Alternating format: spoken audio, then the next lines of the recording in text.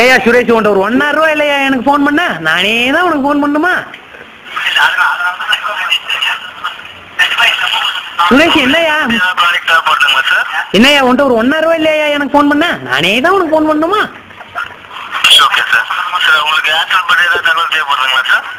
ஏன் மாமனுக்கு ஃபோன் பண்ண காசு இல்லையான்னா ஏர்டெல் தரங்கிற எனக்கு வேணாயா அது? யோ சுரேஷ், யோ சுரேஷ் ஒன்னதாயா யோ.